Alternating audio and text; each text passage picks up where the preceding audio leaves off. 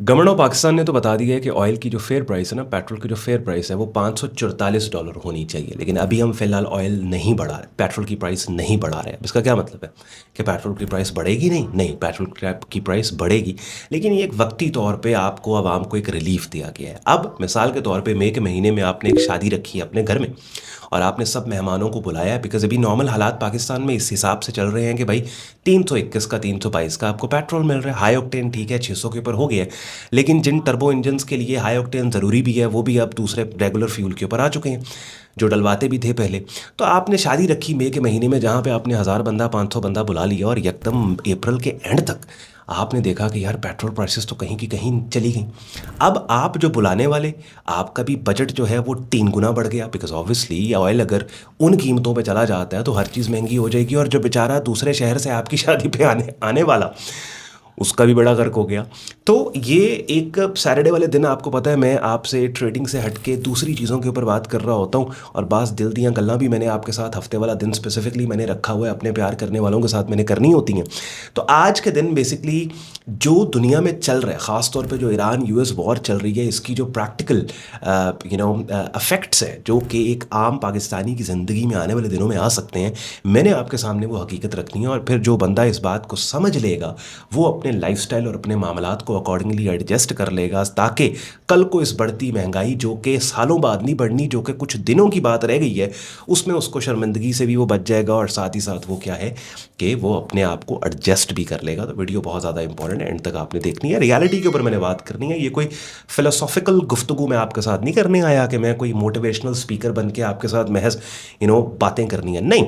कुछ चीज़ें जो प्रैक्टिकली हो रही हैं ईरान यूएस वॉर के अंदर और आने वाले दिनों में, जिनके बहुत बड़े इम्पैक्ट्स पाकिस्तान के, देखिए अभी इम्पैक्ट ठीक है पाकिस्तान में आपको देखने को मिले, हाई ऑक्टेन 600 का आपको मिल रहा है।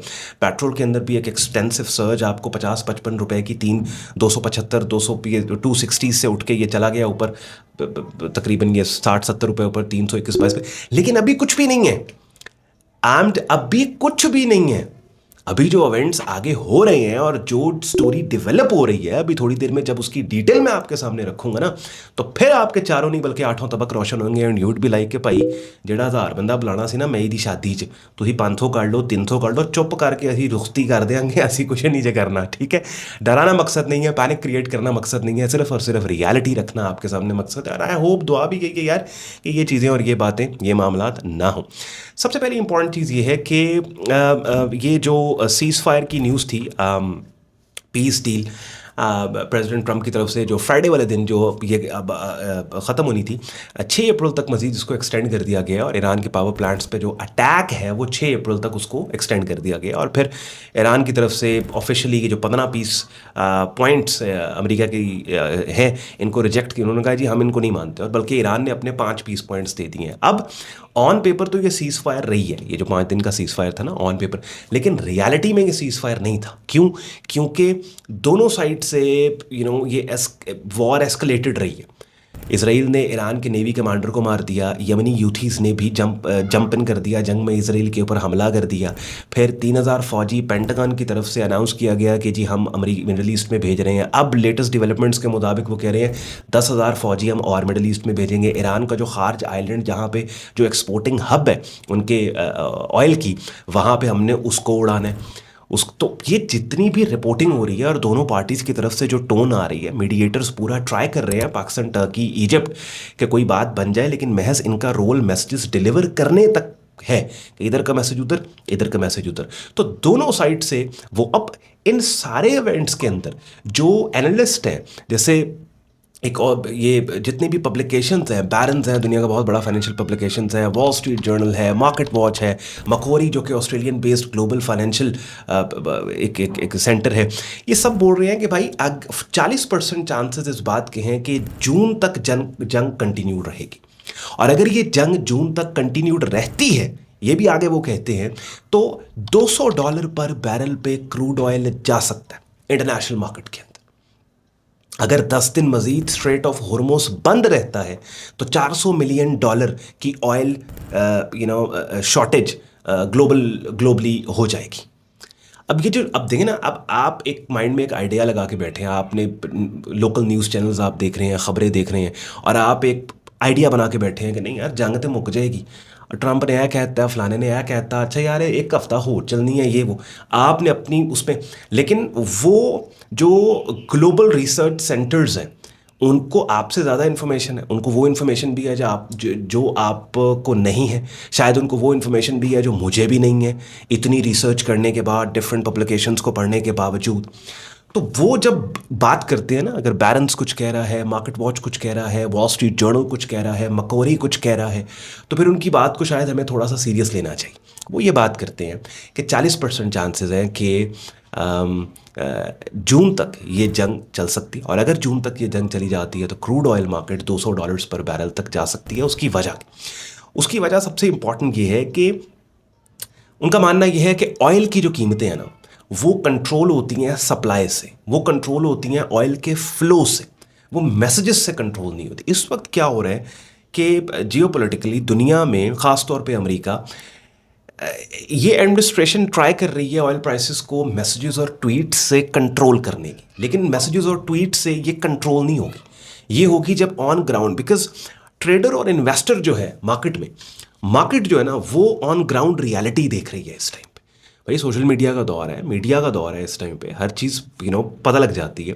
5 दिन के पीस प्लान के बावजूद आप अटैक कर रहे हैं, उनके नेवी कमांडर को मार के फिर यमनी हूथीज़ का वहाँ पे आ जाना, तकरीबन 12-13 हज़ार फौजियों का वहाँ पे डिप्लॉय करके उनके खार्ज आइलैंड को अटैक करने की बात हो रही है। 6 अप्रैल की डेडलाइन दी गई है, उसके बाद पावर प्लांट्स पे अटैक करने की बात हो रही। इन सारे इवेंट्स में आप क्रूड ऑयल देखें तो अभी भी $100 पर बैरल इंटरनेशनल मार्केट में ट्रेड हो रहा है, उससे नीचे ट्रेड हो रहा है। हालांकि आप देखो, एक हफ्ता पहले जब जंग अपने पीक पे थी और ट्रंप की तरफ से अनाउंस किया गया कि भाई वॉर विल बी एंडिंग सून, उसके ऊपर क्रूड ऑयल मार्केट 120 से ठक करके $50 नीचे गिर गई। इस दफ़ा क्यों नहीं गिरी? इस दफ़ा तो बाकायदा सीज़ फायर की बात की गई है और ये मजीद 6 अप्रैल तक सीज़ फायर एक्सटेंड कर दी गई है।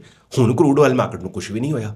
उसकी वजह यह है कि मार्केट इस दफ़ा रियलिटी के ऊपर ट्रेड हो रही है, वो मैसेजेस के ऊपर ट्रेड नहीं हो रही अब।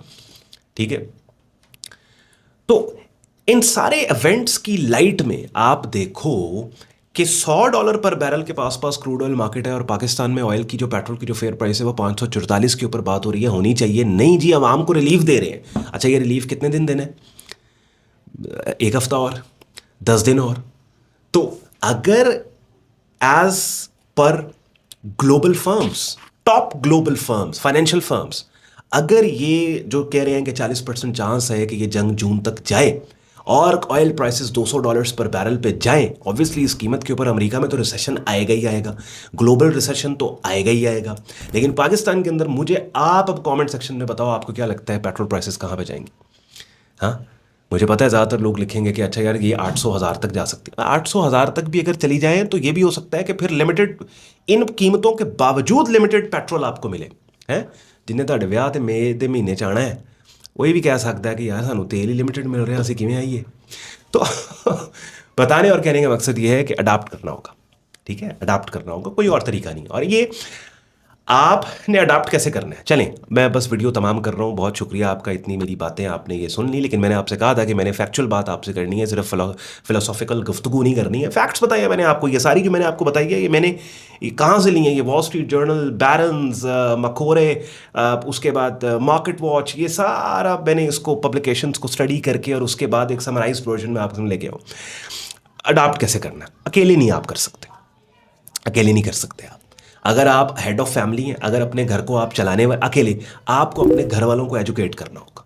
ठीक है, आपको आपकी बीवी को बिठा के, आपको आपकी वालदा को बिठा के, अपने वालिद साहब को बिठा के, अगर आप वालिद साहब है अपने बच्चों को बिठा के, आपको घर वालों को सबको एक टेबल पे बैठ के, दस्तरखान पे बैठ के एक प्लान बनाना होगा कि भाई ये अगले हालात बहुत टफ हैं, मामलात बहुत टफ हैं, और अगर हमने इन हालात, इस सिचुएशन में अडाप्ट ना किया तो हमारा बेड़ा गर्क हो जाएगा।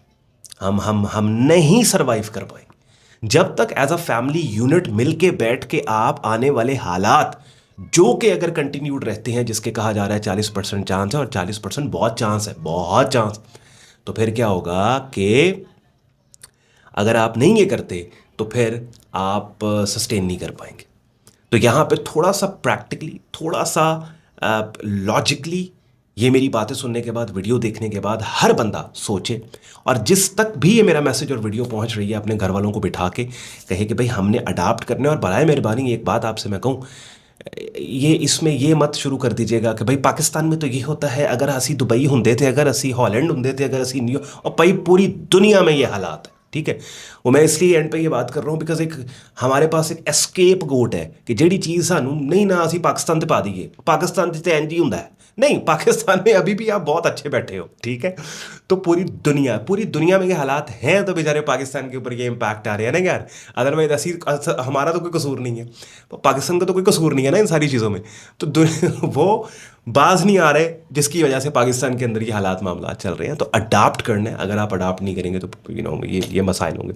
बहरहाल ख्याल रखें अपना, और कमेंट सेक्शन में ज़रूर अपना फीडबैक दिया करो यार। आपका जो फीडबैक होता है ना वो बहुत हेल्प कर रहा होता है एज अ कंटेंट क्रिएटर, जो आपके लिए मैं आपके लिए ट्रेडिंग इन्वेस्टिंग मार्केट्स का कंटेंट लेके आता हूँ। और आपको पता है अभी मैंने रिसेंटली ये काम स्टार्ट किया कि जहाँ पे मैं आपके लिए ईरान यूएस वॉर के फाइनेंशियल इम्पैक्ट्स जो कि आपकी लाइफ्स में, जो कि मार्केट्स पे हो सकते हैं, उनको आपके लिए मैं कवर कर रहा हूँ। तो जब आप लोग कमेंट करते हैं तो फीडबैक मिल रहा होता है कि अच्छा यार मेरे फॉलोअर्स को किसी न किसी एस्पेक्ट में ये जो इन्फॉर्मेशन मैं आपके लिए लेके आ रहा हूँ ये हेल्प कर रही है, ये आपको फ़ायदा दे रही है। तो फिर एक तो ऑब्वियसली एक बूस्ट मिलता है कि नहीं यार मज़ीद ये चीज़ जो है वो करनी है। और दूसरा क्या है कि कंस्ट्रक्टिव क्रिटिसिज्म के नतीजे में अगर आप कमेंट सेक्शन में करो तो उसमें फिर हम इंप्रूवमेंट्स भी लेके आते हैं अपनी बातों में, अपने कंटेंट में मज़ीद। बाकी जाते जाते वीडियो के डिस्क्रिप्शन में ट्रेडर्स के लिए बहुत से यूज़फुल लिंक्स हैं, उनको भी आप चेक कर लीजिएगा। ख्याल रखें अपना। कल के दिन फिर वीकली अपडेट में एक detailed analysis fundamentally, geopolitically, Monday वाले दिन और अगले वीक में हमने कैसे खुद को मार्केट्स में पोजीशन करना है, और फिर प्राइस एक्शन मार्केट्स का हम डिस्कस करेंगे। Till then take care, see you, bye bye.